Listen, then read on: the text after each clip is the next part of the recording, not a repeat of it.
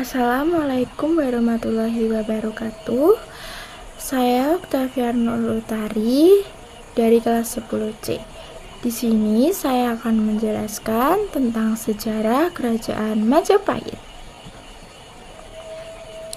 Teman-teman, ada yang tahu nggak letak Kerajaan Majapahit itu ada di mana? Nah, bener banget. Kerajaan Majapahit itu terletak di Mojokerto, Jawa Timur.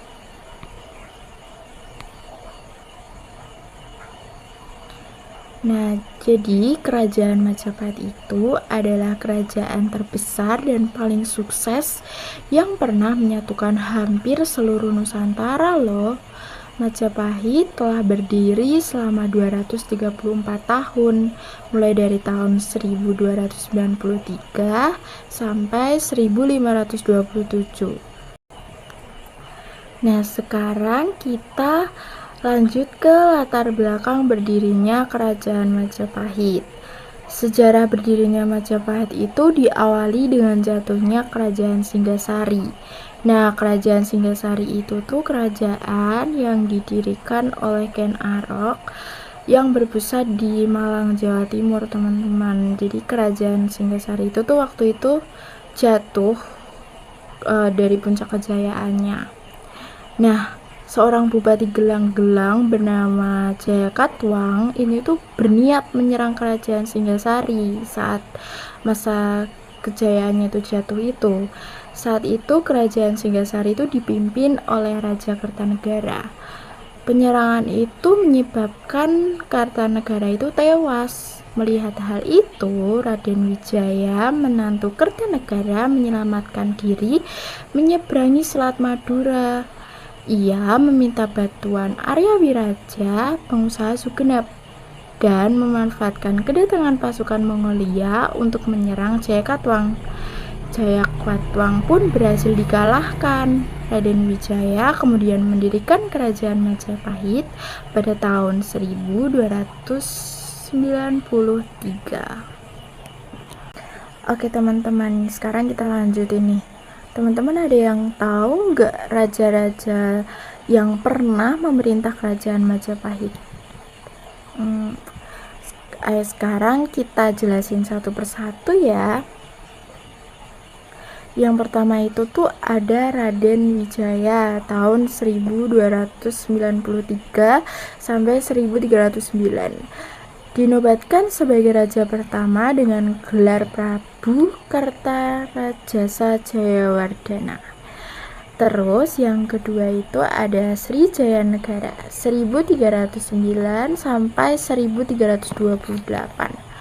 Pada masa itu banyak terjadi pemberontakan. Salah satu yang paling berbahaya adalah pemberontakan Rakuti karena sempat berhasil menduduki istana. Lanjut nih, yang ketiga itu ada Tribhuwana Tunggadewi pada masa 1328 sampai 1350. Pada masa inilah Gajah Mada dilantik menjadi Mahapati dan mengucapkan Sumpah Palapa. Ya, Sumpah Palapa. Sumpah Palapa itu tuh yang menyatakan bahwa Gajah Mada itu tidak akan hidup bermewah-mewah sebelum Nusantara disatukan di bawah kerajaan Majapahit. Jadi kayak gitu. Terus lanjut yang keempat nih, yaitu Raja Hayam Wuruk tahun 1350 sampai 1389. Pada masa Hayam Wuruk pernah terjadi pertempuran dengan kerajaan Sunda pada tahun 1357. Perang ini tuh disebut dengan Perang Bubat, yaitu peristiwa perselisihan antara Gajah Mada dan Raja Pajajaran sehingga memicu adanya pertempuran yang menyebabkan terbunuhnya Raja Pajajaran dan putrinya Dyah Pitaloka. Oke, lanjut teman-teman. Ada yang masih ingat gak raja keempat tadi siapa? Ya bener banget, Raja Hayam Wuruk. Ya, Nah, ini tuh nyambung sama masa kejayaan kerajaan. Nah, kerajaan Majapahit itu kan dibangun di atas kekuasaan maritim dan perdagangan yang maju di bawah siapa? Hayam Wuruk dan patinya, yaitu Gajah Mada. Pada masa ini, Majapahit berhasil menguasai wilayah yang sangat luas, bahkan hingga ke Sumatera, Kalimantan, dan Nusa Tenggara. Gajah Mada dengan sumpah palapannya bertekad untuk mempersatukan seluruh Nusantara di bawah Panji Majapahit. Berkat kepemimpinannya yang cakap dan strategi yang matang, Gajah Mada berhasil memperluas wilayah Majapahit secara signifikan. Nah, ini ada di sini kan ada gambar-gambar kan. Itu ada kayak tentang perdagangan ya, perdagangan yang maju kayak rempah-rempah gitu. Terus ini juga ini ada gambar Hayam Wuruk. Kayak di sini ini udah ada gambarnya Hayam Wuruk. Di situ itu gambar Hayam Wuruk gitu. Oke, lanjut. Sekarang kita ke fase kemunduran Kerajaan Majapahit.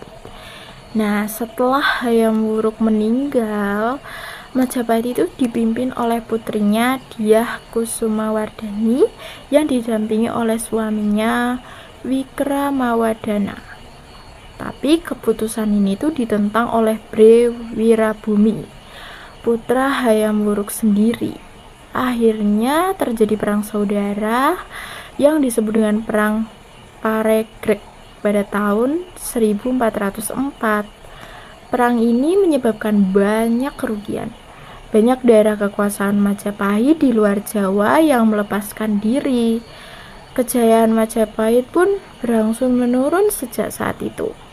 Sepeninggalan Wirakamawardhana, Majapahit dipimpin oleh putrinya Ratu Suhita. Saat itu Majapahit mengalami krisis ekonomi dan perseteruan politik. Ditambah lagi dengan berdirinya Kesultanan Demak sebagai pusat kekuasaan baru di Jawa. Kayak gitu. Selanjut ya, sekarang kita ke peninggalan Kerajaan Majapahit. Nah, jadi peninggalan Kerajaan Majapahit itu yang aku dapat itu ada tiga bentuk gitulah, kayak bangunan candi, terus peninggalan karya sastra, dan peninggalan prasasti. Kita ke bangunan candi dulu. Ada Candi Tikus dari Mojokerto, Candi Brawu juga dari Mojokerto, terus ada Candi Surawono Kediri, terus ada Candi Sukuh itu Karanganyar, terus ada Candi Minak Jinggo Trowulan. Terus kita lanjut lagi ke karya sastra kayak kitab-kitab gitu.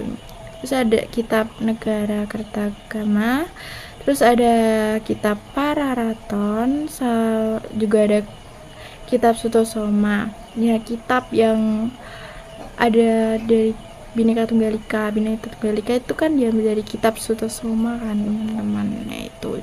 Terus ada Arjuna Wijaya. Terus sekarang kita lanjut ke peninggalan prasasti. Ada prasasti Balawi, prasasti Biluk, ada Biluk 1, Biluk 2, Biluk 3. Terus yang kelima itu ada prasasti Canggu, prasasti Kudadu, sama prasasti Butak. Jujur ini masih banyak prasastinya juga. Di sini tuh ada gambar-gambarnya, tapi ini nggak semua aku cantumin gambar-gambarnya. Ini ada gambar Candi Bajang Ratu, nih itu ada gambarnya kan. Terus ada gambar kitab Negara Kertagama, terus sama ada prasasti Kudadu. Ini aku cantumin 3 gambar ini. Oke, next, sudah selesai.